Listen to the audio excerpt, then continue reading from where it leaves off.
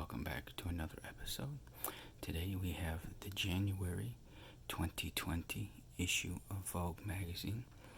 On the cover is Stella McCartney, and yet another example of the nepotism that is plaguing and just critically injuring the fashion industry. I think if there's one thing, it reminds me of, clear and present danger or existential danger. These terms have been thrown about over the last 20 years from, Hollywood, Harrison Ford movie, clear and present danger. But if I may lean on it myself and borrow it, the greatest clear and present danger to the fashion industry is nepotism. And in all sincerity, it's going to undo that entire industry. So let it be what it is. So anyways, enough of my soapbox again. Let's get to the images. Okay, the first one up, Louis Vuitton. As I said before, I try to keep these at about 15 minutes to make them digestible. Let me adjust my light here a little bit. Okay, so here we have Louis Vuitton, right? And this has been repeated quite a bit now over the last 3 or 4 months, but it's okay. As you may know, Gucci and Louis Vuitton were in dire straits. They had completely lost their artistic direction. They were in free fall, both of them. And Louis Vuitton has fully recovered. These photographs are nothing short of graceful and beautiful, these photos.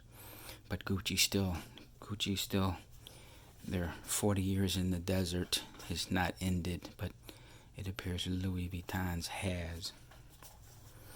Okay. We get the Chanel, and this is, pretty unimpressive. Chanel used to be among the very best advertisers, and it just isn't anymore. I'd say if I had to assign like 5 tiers, from tier 1 being the low, let's go the higher the number, the better it is. So Chanel was a tier 5 advertiser, and they've fallen when I think they're now tier 4. These are not bad by any means, but what I'm trying to get at is this does not even come close to the greatness they once enjoyed. So Gucci, this is what I was talking about a little bit ago. Okay, I'm just not feeling this. This is absurd. It's not grotesque. Okay, it hasn't risen to, and I've seen this too before. This is not the first time they've featured this blue Bellini.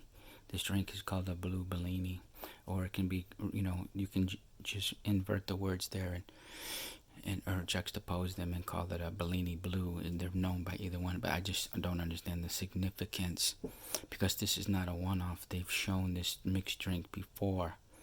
So I just don't understand the significance of this particular drink in multiple advertisements.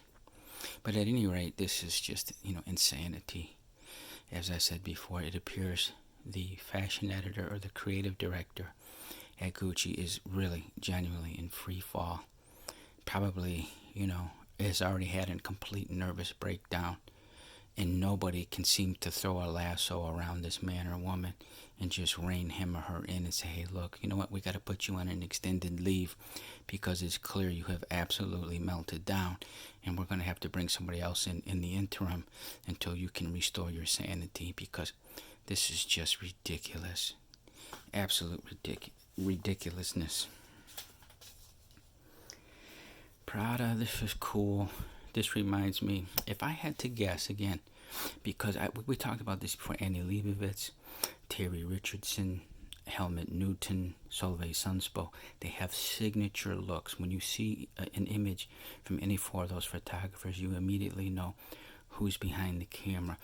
And we're getting back to this. Whoever was shooting the advertisements for Saint Laurent, it looks as if he or she has been fired or has just voluntarily quit and left the job, because this is completely 100% look and feel of Saint Laurent, right? Maybe 2 months ago. So Saint Laurent's images have correspondingly changed also.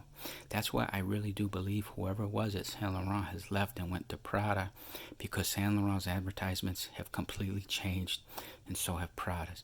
And this looks completely like a Saint Laurent advertisement. So again, it's funny when you talk about set designers, fashion editors, photographers.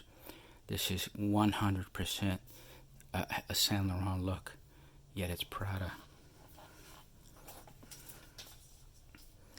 Skechers, this is really a wonderful photo. The print quality is very high. I don't know if you can really pull this out of the video, but it's a fantastic, it reminds me of Vince Camuto. There are two advertisers who really specify a very high print quality, and chiefly it's Vince Camuto, let me pronounce the T properly, Vince Camuto.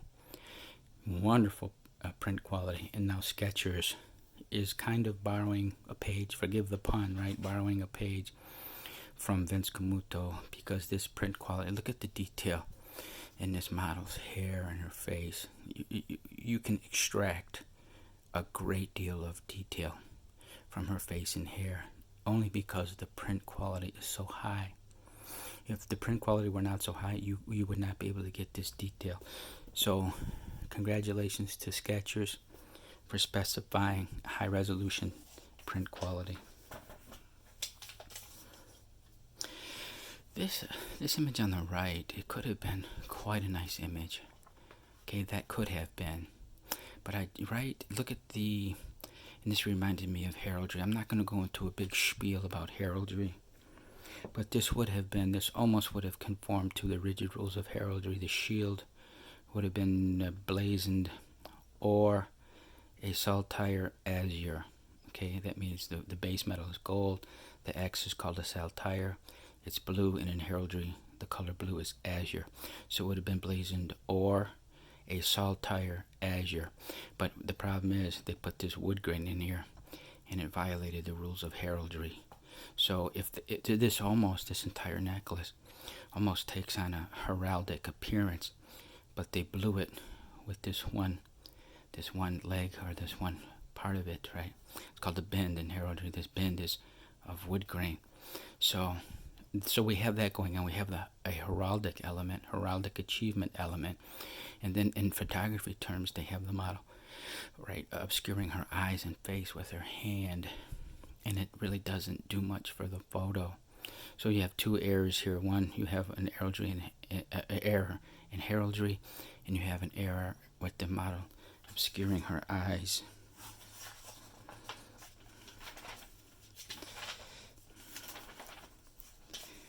Okay, Amiri, this is garbage. It's just garbage. Look at the same thing here. The model's obscuring her own face. Not getting that. It's out of focus. Just garbage. Here, this is funny. I never take this too frequently into the world of sexuality. The only time I've ever really gotten sexual in all the time I've been doing these magazine reviews is for Maybelline, when Natalie Portman did, I think it was Maybelline. It's escaping me, but those red rose petals, that was extremely sexual. So you have elements here. I'm not even going to go there, but I think you get what I mean. It's very much taking on a sexual undertone here. And that's why they had to put these in here. These, right, are detractors from what would otherwise be a very, right, sexual innuendo, sexual implications. And I'm not going to go there. I think you can figure it out. Here we have, the problem I have with this, it could have been, who shot this? Daniel Jackson. Now this is all fluorescent lighting. When you get this heavy blue cast, that means the place where they're photographing is predominantly, really wildly lighted with fluorescent lights. And that's why you have this color temperature, this really blue quality of light. But here, this model is clearly, her face is not blue. It's being hit with a daylight balance strobe, right? So you have a real strong disagreement. Now here there are tones of blue and white. You have a mix of tungsten and daylight. Here you have a mixture of tungsten and daylight, but here on this model specifically, there's no tungsten. It's almost predominantly daylight. So look at the difference in the color temperature or white balance between all this blue and the white. There's a strobe out of frame here, and it's firing, right, and hitting her, right, and that's really bad. They should have put, like, if you're going to put a blue gel in front of the strobe, wherever it is, wherever the strobe is out of camera. Just put a mild blue gel to match this, so when the strobe fires, you have agreement in the photo that everything is blue, because this is not working. It's not working. And plus, if you would have shot it with a blue gel, then in post, you pull the color temperature and you correct everything. So not only would you correct, right, you could correct, I'm saying everything goes for the ride. You correct all this blue, and if you shot her with a blue gel on her face, then you can correct her face. And this, you take it from a blue to a daylight balance. So this is the problem when you use two different light sources. You have a fluorescent and then you have a daylight. And I know I kind of went long on that, but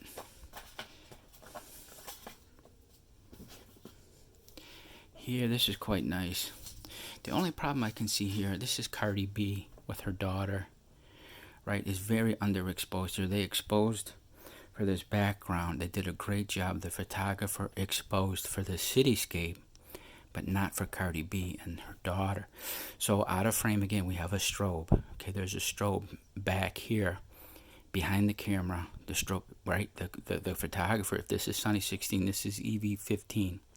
Daylight is EV15. You can tell here the strobe, if there is a strobe, it's way underpowered. Cardi B and her daughter are very much underexposed. So my point is, you have a strobe back here. You take a light meter and you put it on Cardi B's face, and you keep popping the strobe until you get EV15. So then, when you get the photo, both the cityscape would appear just like this as it is now. This does not change. This is still EV15, but yet the strobe is firing, and it's going to illuminate Cardi B and her daughter at EV15, and you have a completely balanced photo. But this is a huge fail. This photographer did not know what he or she is doing, and it's actually quite disgraceful. Here, this could have been a nice image. I like this. I like the artistic direction where the photographer was trying to take this. But the problem is, the image is far too backlit. So look how powerful this backlight is. It's coming into the scene, right? And it's overpowering the photo. There's not enough foreground light. Again, so if the photographer wanted to have a strobe back here, camera right, out of frame, of course, right?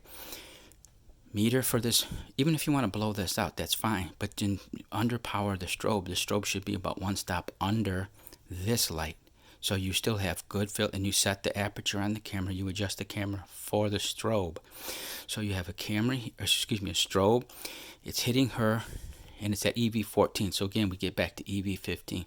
The strobe here is at EV14, the camera is set at EV14, which means a proper exposure on the model's face, and you still can blow this out. If this is the effect you're going for, you want to blow this out, you still achieve it, right? So again, right, look at this. This is way underexposed. Again, a photographer doesn't know how to power the light, doesn't know how to use the camera properly, right? You got to use ambient, the strobe, and your camera. You got to know how to tweak all three. You got to know how to use, well, you can't tweak this. I mean, this is what it is. So my point is, you build your strobe and you set your camera around the ambient, that which you cannot control. You set the other two things to which you can control, and the photographer failed to do that here. This is an article on it. This is okay. Here's the problem I have with this artist. What's his name? Rashid Johnson.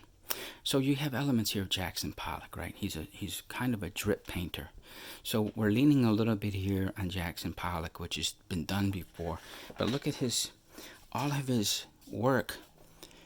It takes on this like a face, right? It's like this same thing, like the eye socket, like a skeleton, two eye sockets and a mouth. Right, and that's why I never could get into Keith Haring, because the way Keith Haring drew his figures in motion, right? He drew like animated figure, and then he put those little marks to indicate motion. So Keith Haring was really a one-hit wonder, and this guy is the same thing. All of his images are very similar to each other, right? He's kind of like stuck in this one track. Yeah, I'm gonna finish this magazine because there's no sense in making two parts. But anyways, there are a lot of similarities in Keith Haring, not in the design, but just being a one-hit wonder and having no range. This guy has no range to his work, and again, right, there are elements of Jackson Pollock's drip paintings in here, which have been done before. Okay, this is really quite nice. Who photographed this? Sean Thomas. Right? Beautiful. It's Gigi on the left. I think she's also on the right. That's Gigi Hadid.